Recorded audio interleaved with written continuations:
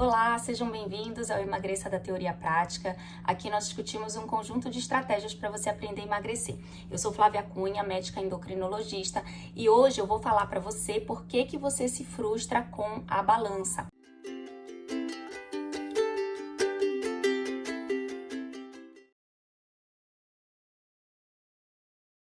Por que eu pensei em falar sobre esse tema?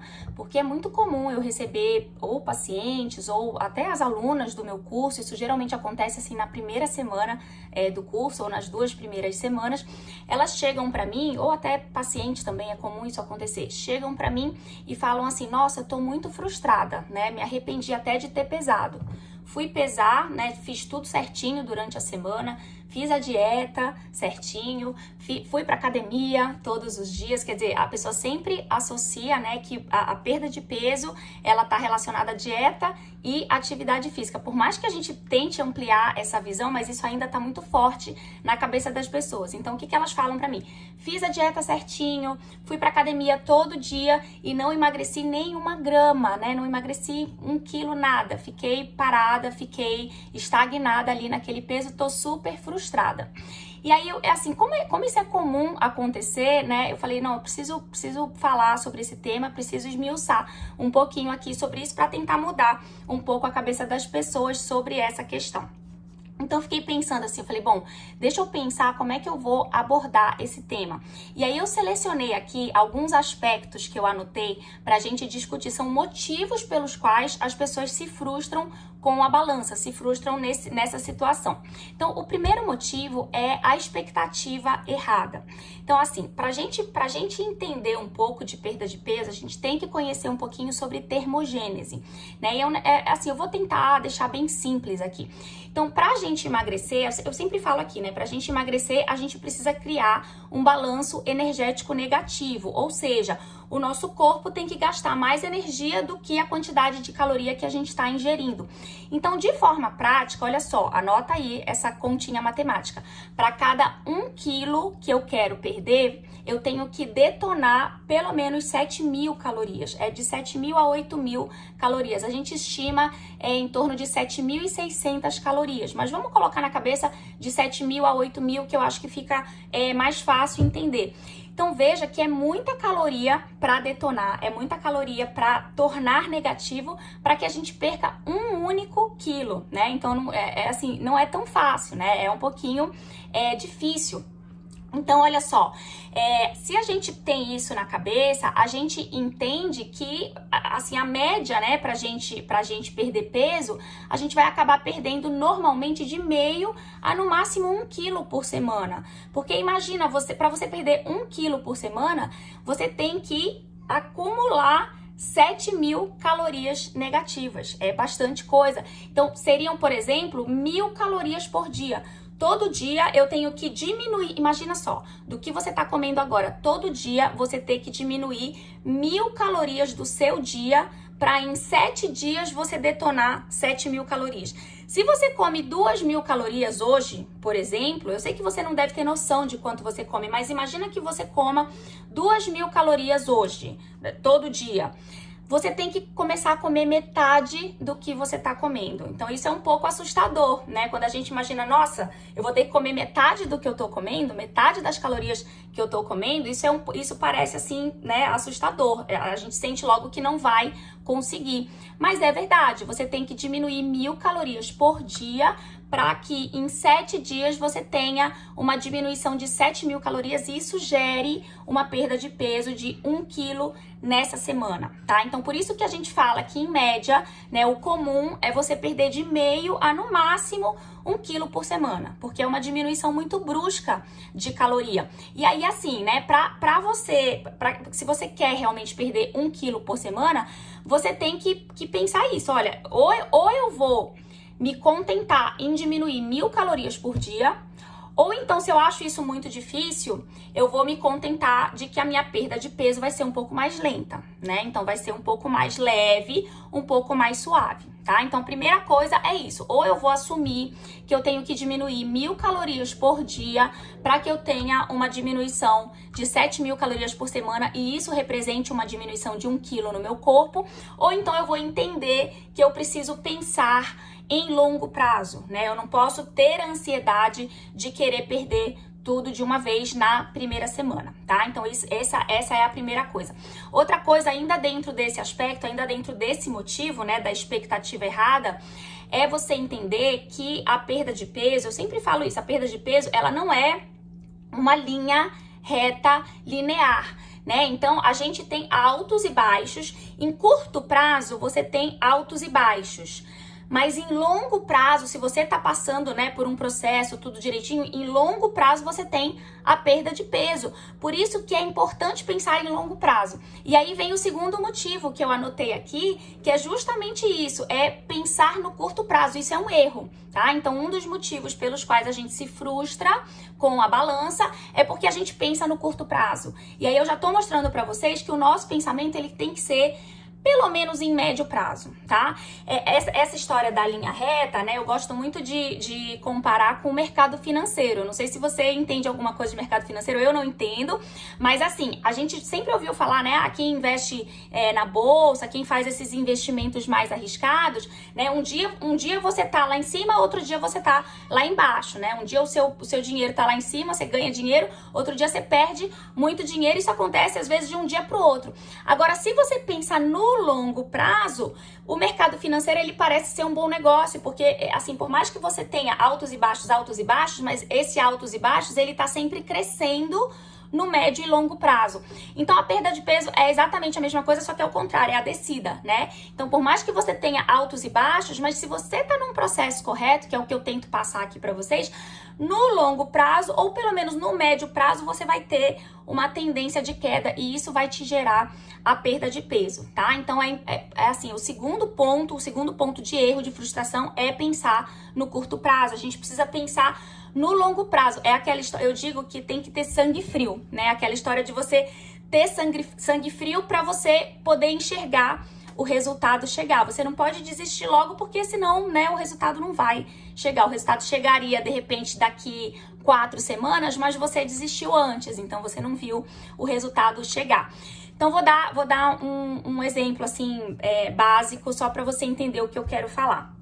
Então, imagina que você me ouviu e aí eu te disse pra você, eu sempre falo aqui, olha, larguem o celular na hora de se alimentar, né? Presta atenção na comida que você vai conseguir comer muito menos. Então, imagina que você resolveu me ouvir e você largou o celular e passou a fazer as suas refeições, principalmente, vamos dizer assim, o seu almoço, sem o celular. Com isso, você começou a prestar mais atenção na comida, isso te saciou melhor, você conseguiu diminuir o volume do seu prato, prestando mais atenção, você decidiu, de repente, não tomar suco ou refrigerante, você trocou por água e você conseguiu ficar sem a sobremesa, sem tanto sofrimento. Então, vamos dizer que com essa brincadeira você tenha conseguido reduzir 150 calorias do seu almoço, de volume mesmo de comida, mais umas 150 calorias do suco ou do refrigerante que você iria tomar e mais umas 200 calorias de uma provável sobremesa que você comeria. Então,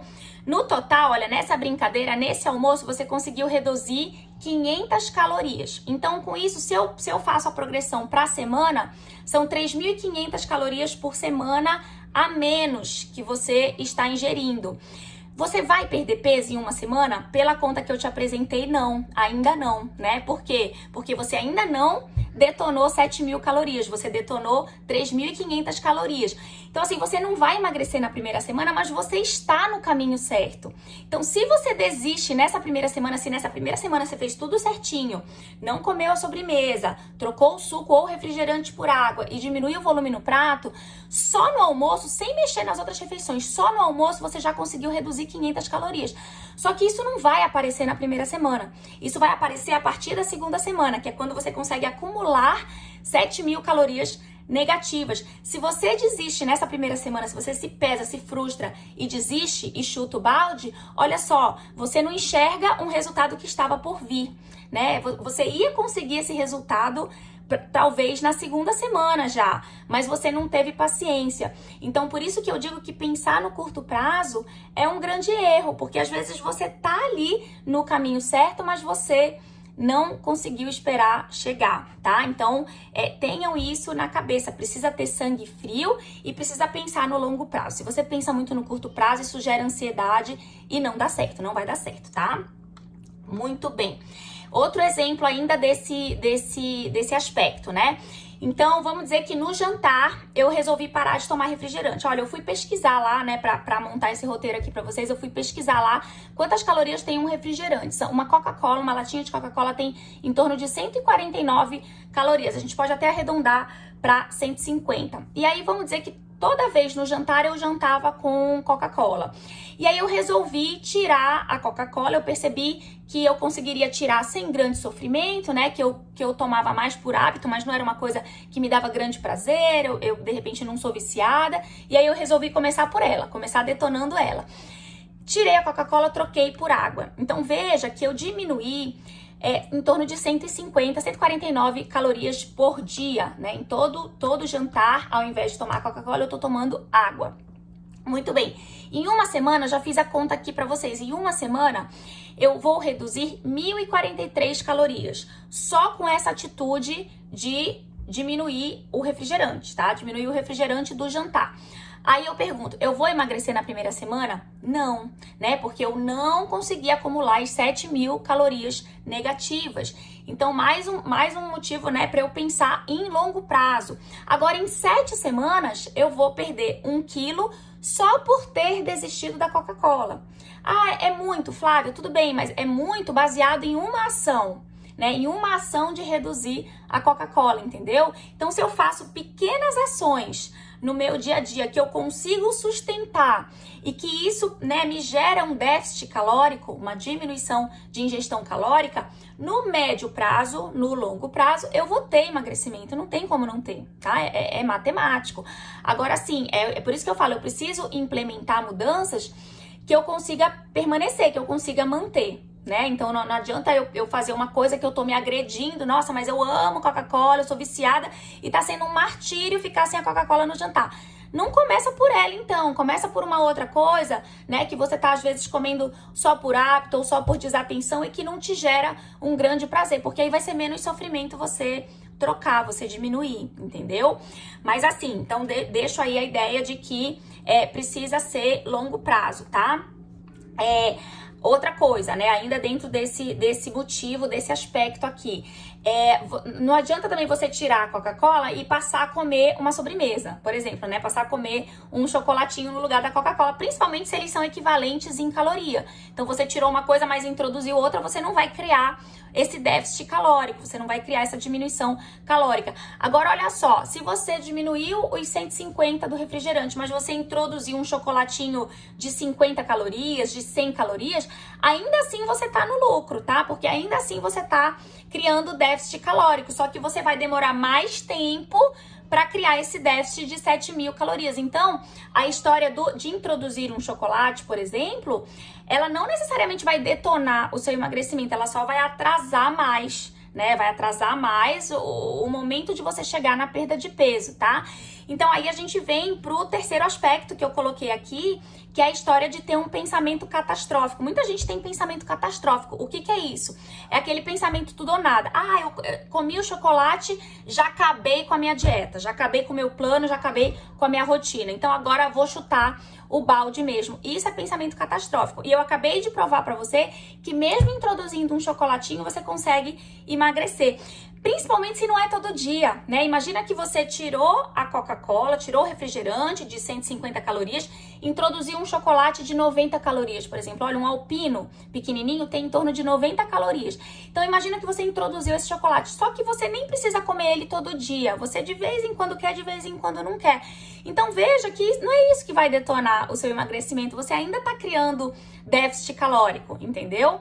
Então, é isso que a gente precisa pensar. A gente tem sempre como compensar pro bem, né? Então, se eu comi alguma coisa que eu acho que eu errei, eu consigo, de alguma outra forma, compensar isso, né? Então, eu não posso jogar a toalha porque eu acabei com a minha dieta. É a história de você entender que nenhum alimento sozinho tem a capacidade de detonar o seu emagrecimento, de acabar com o seu emagrecimento. Eles não têm esse poder, né? Porque o que gera o emagrecimento é o conjunto de alimentos que você vai colocar ali na sua rotina alimentar. Por quê? Porque você tem um metabolismo basal que está funcionando a todo momento. Todos nós temos, mesmo quem tem metabolismo lento, sabe essa história de ter metabolismo lento? Já tenho vários vídeos aí no canal falando sobre metabolismo, depois assistam lá. Se vocês não entendem ainda o conceito de metabolismo, assistam lá.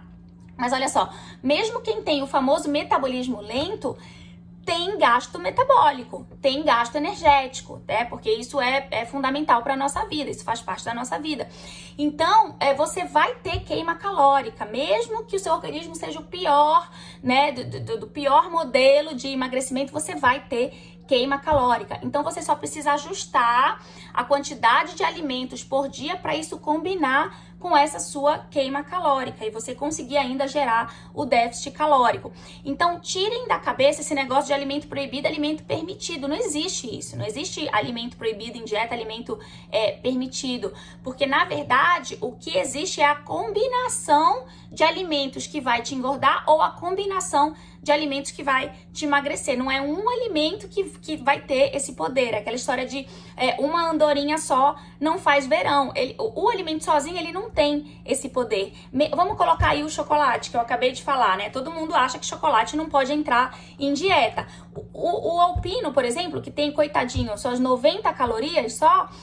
Poxa, se você tá gastando 1.200 calorias por dia, por que você não pode deixar 90 calorias pro seu chocolatinho se ele te dá tanto prazer, né? Claro que a gente pode discutir outras coisas, né? Um alimento rico em gordura, em açúcar. Às vezes você não consegue comer só um, né? Você come um, tem vontade de comer mais, aí tudo bem, né? Então, na verdade, assim, o que eu quero deixar claro aqui nesse aspecto de pensamento catastrófico é o que vai influenciar na sua perda ou no seu ganho de peso é o pensamento que você tem depois de comer um alimento que você imagina que não é adequado, tá? Então, o pensamento que vem depois é muito mais importante para o seu emagrecimento ou para não emagrecer do que o alimento em si. Porque se eu consigo comer o chocolatinho de 90 calorias e eu fico bem, e tá tudo bem, e eu me sinto plena, me sinto satisfeita, senti o prazer e fiquei bem, beleza, ele vai entrar ali na minha cota calórica, né? Agora, se eu como chocolate e penso, nossa, agora eu acabei com a minha dieta, agora também vou chutar o balde e vou comer tudo. Ou então, se eu como chocolate e falo assim, nossa, mas tava muito gostoso, não dá pra ficar só no primeiro, e aí começa a comer um monte, isso sim vai influenciar negativamente o meu emagrecimento, tá? Então, pensem nisso. É muito mais o pensamento e o comportamento que você tem depois de comer do que, de fato, o fato de ter comido aquele alimento, tá? Então, isso é um ponto muito importante. Muito bem, vamos ver. Quarto aspecto aqui, quarto motivo que eu coloquei que frustra muito a gente com a balança. Focar unicamente na balança, né? E não conseguir ampliar o olhar para os demais benefícios daquele comportamento que você está tendo, tá? Porque, na verdade, às vezes esses benefícios, eles não são aparentes de imediato, foi o exemplo que eu dei, né? Às vezes, assim, você tá fazendo o certo, mas ele ainda não apareceu porque você precisa de tempo para ele aparecer, mas você está no caminho certo. Só que como você não enxerga o benefício e você, na verdade, não está se ajudando para enxergar o benefício, você joga a toalha e aí você nem chega no benefício, porque você não teve paciência para chegar, tá? Então, vou dar um exemplo aqui também. Então, vamos buscar de novo a Coca-Cola, o refrigerante, né? Então, imagina que você estava lá no vício do refrigerante e aí, além de estar contribuindo, né, para te manter acima do peso, ele estava fazendo seu estômago doer, ele estava te dando refluxo, você não estava dormindo bem. Então aí começa um monte de coisa, né? Um monte de sintoma associado àquele vício de tomar refrigerante. Então não é só o peso, né? O refrigerante ele tem outros, ele assim atinge o nosso organismo de outras formas. Não é só caloria, não é só peso, não é só gordura, tá?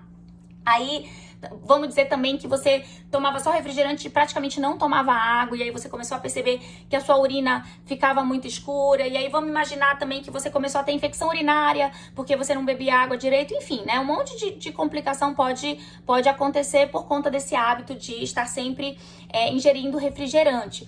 E aí você decide, né, parar, e aí assim, além da balança, você começa a prestar atenção nisso, né? Então é importante você prestar atenção em outros benefícios daquele teu comportamento, por exemplo, do comportamento de ter parado o refrigerante. Então você começa a pensar, olha, que interessante, eu parei de tomar refrigerante, mas eu comecei a beber mais água, e aí o fato de ter bebido mais água já mudou a cor da minha urina, e eu já parei de ter tanta infecção urinária.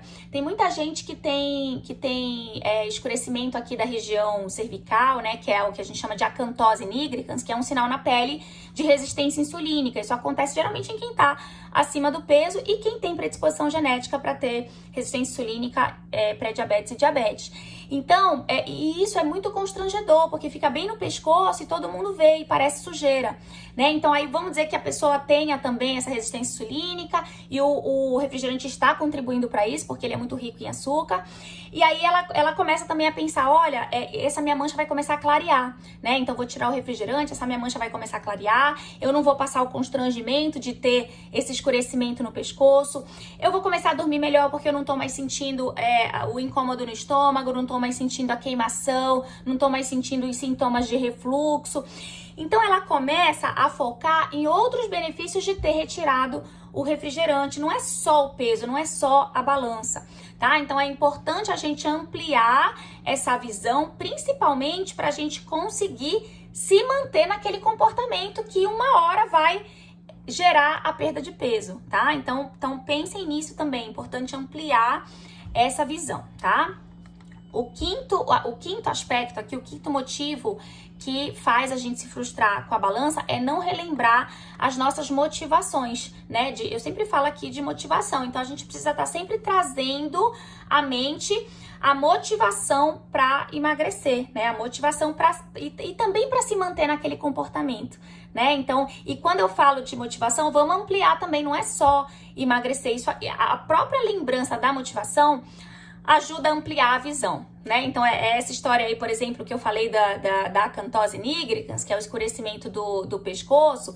Então, se eu começo a focar, olha, eu reduzi aqui a sobremesa e eu reduzi o refrigerante ou o suco do almoço, então, além de emagrecer, poxa, com isso, né, vai clarear o meu pescoço, eu vou ficar menos constrangida publicamente, porque não vão ficar achando que é sujeira, e além de tudo, é um sinal na minha pele de que o meu organismo tá melhorando, então eu vou estar me afastando de um provável diabetes, eu vou estar me afastando de doenças metabólicas, e essas doenças metabólicas vão piorar a minha qualidade de vida e vão talvez diminuir o meu tempo de vida junto com a minha família. Então veja o tanto de coisa, né, que aborda, o tanto de coisa que influencia. Então é importante a gente lembrar as motivações também além do peso, né? Claro que todo mundo quer emagrecer, a primeira coisa que se quer, né? Todo mundo fala assim, Flávia, para de falar esse blá blá blá, me fala logo como é que eu vou emagrecer. Mas nesse vídeo eu te mostro que não é tão simples, né? Envolvem muitos aspectos, não é fácil você criar 7.000 calorias negativas, então você tem que ter muita ferramenta para você criar essas 7.000 calorias negativas de forma sustentável e sem grande sofrimento. Então você precisa aprender essas outras ferramentas, e entre elas está ampliar a sua visão dos benefícios e lembrar das motivações. Então o que seriam motivações interessantes, motivações importantes para eu focar o meu olhar, para eu focar a minha cabeça? Então, me sentir melhor, né? Me sentir, né, com mais qualidade de vida. Por exemplo, o exemplo que eu dei aí de dormir melhor, isso é melhorar a qualidade de vida. Se você dorme melhor, tudo melhora na sua vida, né? Então, o teu dia a dia melhora, você acorda geralmente mais disposto, você produz mais, você fica menos irritado, você tem mais paciência, você se sente melhor, né? Então, muita coisa muda na sua vida. Me sentir mais saudável, né? Fugir de doenças, então é o exemplo que eu dei aí, me afastar de doenças, ou até melhorar doenças que eventualmente já existam, né? Então, de repente, eu já tenho uma doença, eu já tenho uma resistência insulínica, e aí eu vou começar a melhorar isso. Então, eu melhoro o estado de resistência insulínica e, ao mesmo tempo, me afasto do diabetes. Então, eu tenho 2 benefícios em um só, né? Vestir uma roupa que não cabe, né? Por que não? Né? Então, eu posso pensar, poxa, eu quero tanto, eu tenho tanta roupa legal, né? Roupa cara que eu comprei, que não dá mais, que não cabe mais. Eu queria tanto me sentir bem, me olhar no espelho, me sentir bem. Então, isso também é uma motivação importante, que eu acho que pode ser também trazida, trabalhada, porque tem a ver com autoimagem, tem a ver com autoestima, com autovalorização. Então, né, a vaidade sendo trazida num aspecto positivo. Eu tenho um vídeo também sobre vaidade, super legal, então vejam lá. Né? Então, assim, a gente precisa se ajudar, né? Aquela história da gente sempre lembrar de benefícios além da perda de peso, não focar só na perda de peso, tá? Também, né, eu sempre trago a família também, né, então viver mais tempo bem com a família, né, ver os netos crescerem, ver os filhos crescerem, ficar mais tempo com a família. Então vamos ampliar assim, né, às vezes a gente sente que não é muito, não, isso aí não, eu tô jovem, ainda não vou ter nada. Olha, mas assim, o que você vai ter daqui 5 anos, daqui 10 anos, depende do teu comportamento de agora, né? Então, você ainda muito jovem, pode sim ter uma doença. Eu tenho muito paciente com diabetes, com resistência insulínica, com doenças metabólicas, ainda muito jovem. Eu tenho paciente de 20 anos, de 30 anos, já com essas doenças. Então, se essa pessoa com 20 anos já tem resistência insulínica pré-diabetes, com 40 anos, que é quase a minha idade, ela vai estar provavelmente diabética. Então, se eu me imagino, hoje em dia eu me imagino, meu Deus, se eu tivesse diabetes, ia ser um choque pra mim, né? Essa pessoa de 20 anos, quando ela imaginar, daqui 20 anos é outra coisa, não, mas ela ainda vai se sentir muito jovem. Então, vamos cuidar do agora pra garantir o nosso futuro, que não tá tão longe, tá? É o nosso futuro próximo, né? Então, vamos ampliar essa nossa visão. E o sexto e último aspecto que eu coloquei aqui para discutir, o sexto e último motivo, vamos dizer assim, né, que faz a gente se frustrar com a balança, tem a ver um pouquinho com os outros. Vocês veem que é tudo meio parecido, né, tudo meio ligado. Tem a ver principalmente com esse anterior, que é não cultivar o pensamento ecológico. Flávia, o que ecologia tem a ver com essa história? Olha, esse negócio de pensamento ecológico foi uma coisa que eu aprendi há pouco tempo. Então, assim, o pensamento ecológico dentro de saúde, né, dentro de emagrecimento, é o pensamento de sustentabilidade, mas não sustentabilidade com o planeta, não é por aí. É com a gente mesmo, né? Então, o que é o pensamento ecológico em palavras bem simples? É eu pensar tudo o que me faz bem, né? Então, eu tenho que pensar sempre nas coisas que me fazem bem. Me fazem bem fisicamente, me fazem bem mentalmente, psicologicamente. Então, quais são os comportamentos, quais são as coisas com as quais eu me envolvo que me trazem coisa boa, né? Que me trazem saúde de uma maneira geral, tá? Então quando eu for, né, decidir por mudanças comportamentais, quando a gente fala de mudança comportamental, gente, são esses exemplos, são coisas bobas, tá? São esses exemplos bobos que eu dei aí em cima pra vocês. É de repente passar a não levar o celular pra poder prestar atenção na comida, é de repente trocar um refrigerante por um copo de água, entende? Então são coisas simples, é de repente prestar mais atenção na sua mastigação, né? Tentar se reconectar com você. São coisas simples que você pode fazer no seu dia a dia. Isso já é uma mudança comportamental. É você pensar o que você pensa depois de comer um chocolate, entendeu? Você come o Alpino e aí o que você pensa? Você pensou em desistir da dieta? Você pensou em chutar o balde? Você pensou em comer mais um? Ou você pensou que você tá feliz porque você comeu um, aquilo te deu prazer e tá tudo bem e você vai continuar emagrecendo apesar de ter comido um Alpino? Então, assim, até você pensar sobre o que você pensa, isso é mudar comportamento. Você tá se ajudando a mudar comportamento.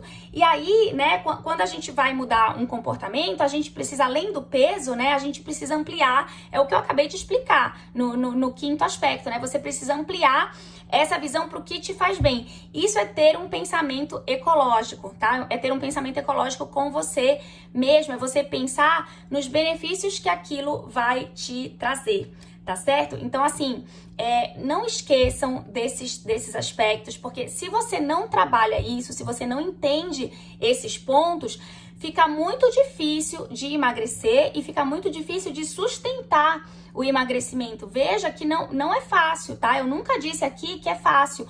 Só que tem muita coisa que a gente está deixando na mesa, a gente está deixando de trabalhar. Tem muito aspecto que a gente não fala, que a gente esquece, que a gente deixa de trabalhar e que influencia muito fortemente nessa perda de peso, né? Então, quando a gente resume a dieta e a atividade física, a gente está sendo muito simplista, né? Até porque, dependendo da forma como é feita, a dieta e a atividade física não vão ser sustentáveis, você não vai conseguir manter.